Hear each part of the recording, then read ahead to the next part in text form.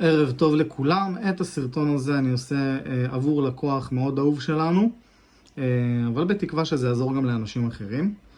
ככה נראה הקרנה מדויקת על כל קצוות הקיר בצורה ישרה. את ההתאמה הזאת עשיתי מכאן לשם באמצעות השלט. אז נעבור קודם כל על העקרונות של השלט כדי שיהיה מובן לכולם. זה השלט, ויש פה כל מיני כפתורים. אני אסביר בקצרה על הכפתורים. הכפתור האדום זה כפתור של כיבוי והדלקה. יש את הכפתור מתחת לכפתור האדום, זה כפתור של שיקוף מסך. ברגע שלוחצים עליו, אז נפתח האפשרות לשקף מסך.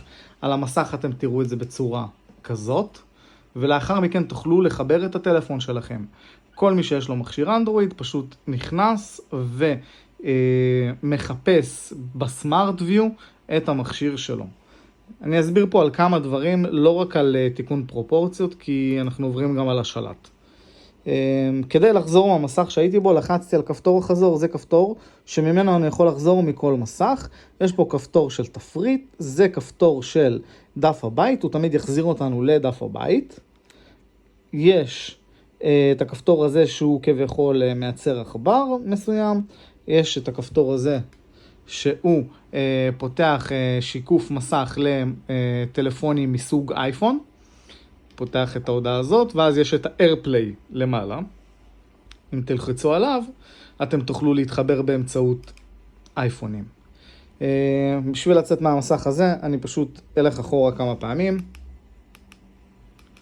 רגע. או שאני נלחץ על כפתור הבית פשוט. זה גם אופציה. נחסוך את כל הטרחה. ועכשיו נדבר על כפתורי הניווט. יש פה כפתורים של ימינה, שמאלה, למטה, וכפתור בחירה שכתוב עליו אוקיי, וכפתורי ווליום. אז את כל הניווט אנחנו נעשה עם כפתורי הבחירה, עם כפתורי הניווט, ויש את כפתור הבחירה הזה. אז הדבר הראשון שאני עושה, אני לוחץ על settings. מקרן נמצא פשוט שם, אני לא עושה למסך, אני עושה למקרן. יש פה תפריט בעברית, יפהפה, ממש יוצא מן הכלל. ופה, בהגדרות הקרנה, אתם לוחצים על אוקיי, על כפתור הבחירה, ויש לכם פה 3 אופציות. אופציה ראשונה תעשה זום אין וזום אאוט למסך. בעיקרון יותר כאילו זום אין, הוא יקטין את המסך. זה במצבים שהחדר קטן מדי, שהקיר קטן מדי, והמקרן יושב רחוק מדי, ואתם רוצים להקטין אותו, אתם יכולים להשתמש בזה. אתן לכם דוגמה. קודם כל נעשה את זה בלי שום קשר, כדי שאנחנו נקבל פה עיוות. הוא ישנה את כל הפרופורציות שהגדרתי, שימו לב. אני יכול להקטין. אני יכול להקטין עוד ועוד ועוד ועוד ועוד ועוד ועוד. זה גודל של 40 אינץ', על פי מה שאני יודע. הגודל שראיתם מקודם הוא 130 אינץ' בערך, משהו כזה. זה קיר ענק של בסביבות ה3 מטר. זה כבר חורג את המגבלות, אתם רואים, זה עולה על המזגן. בואו נחזור אחד אחורה, ונלך למצב הקרנה. מצב הקרנה פשוט יהפוך את זה, זה מי שרוצה לעשות הקרנה על תקרה, או שיקוף. הקרנה רגילה, זה... נגיד ויש לכם טקסט הפוך או משהו כזה, אז פשוט תעשו כאילו הקרנה, לא הקרנה רגילה, הקרנת מראה רגילה. ואז זה יתקן לכם את הטקסט. אבל פה אנחנו לא כל כך נתעסק, רק היה חשוב לי להסביר על זה, ואני אלך אחד ימינה.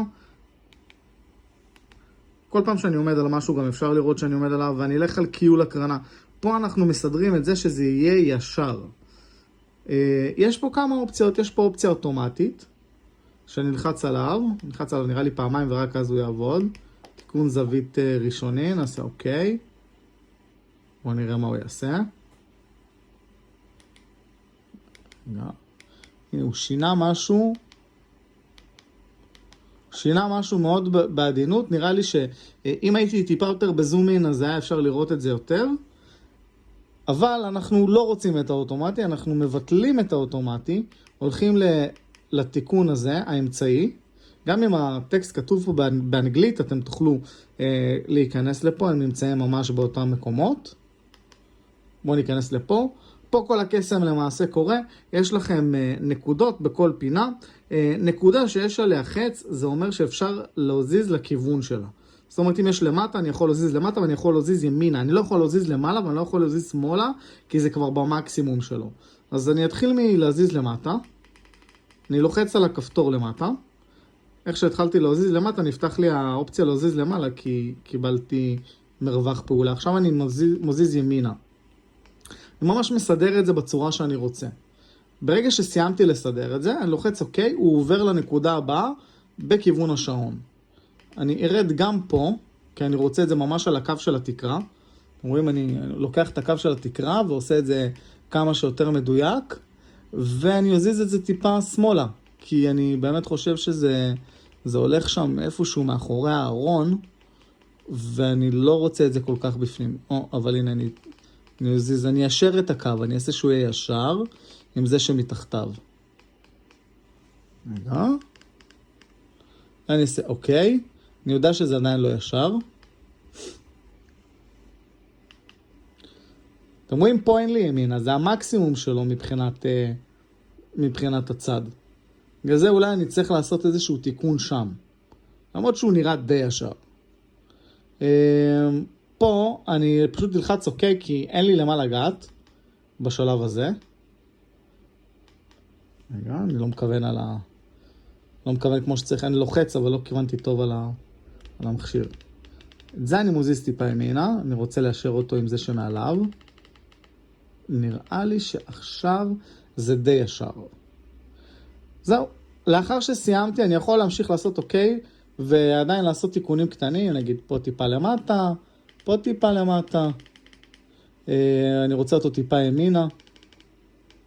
היה חסר לי טיפה ימינה. זהו. הנה, החזרתי אותו. זהו, ככה זה מרגיש לי מדויק. זה שלמטה אני רוצה טיפה להעלות אותו למעלה, אז אני אעשה עוד פעם אוקיי. נעלה אותו טיפה למעלה. רואים? ואז אני ממש מאשר אותו, ואין יותר מושלם מזה. אני חושב שככה זה ממש ממש מדויק.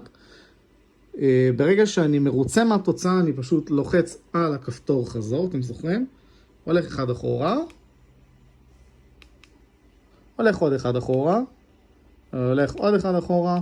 ועוד אחד אחורה, והגעתי לתפריט הראשי, ובעיקרון הוא זוכר בדרך כלל את הנקודות שציינתי לו, אבל קורה שהוזזתם את המקרן, לקחתם אותו לבית אחר, החלטתם שהיום אתם מקרינים אותו בסלון, ומחר אתם מקרינים אותו בחדר שינה, אתם תוכלו לעשות באמת מה שנוח לכם איתו, ולא התחתנתם עם הכיוונים שעשיתם, ולפעמים גם קורה שזה מתאפס. אז זה עוד משהו שכדאי שתדעו. בנוסף, חשוב לי לציין שיש לכם פה למטה, על הדרך אני אומר לכם, בכפתור הזה Add למטה, אפשר לצרף כל מיני אפליקציות לדף הבית. זאת אומרת, נגיד יש איזושהי אפליקציה פה שאני אוהב, נגיד כרום, אני יכול להוסיף אותה לשם. אם אני נלחץ אוקיי, או נוסיף את הכרום. שנייה. עכשיו הוספתי את הכרום. ואני יכול להמשיך להוסיף פה עוד רשימה של אפליקציות. ברגע שאני נלחץ, אז זה ייכנס לכרום.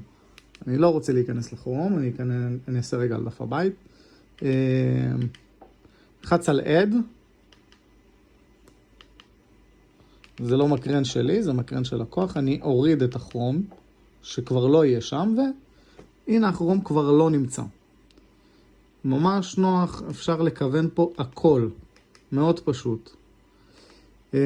זהו. אז זה בעבר ממני אליכם, וגם אליך יורם. ומה שאתה צריך ומה שכולכם צריכים, אנחנו פה בשבילכם. תמיד.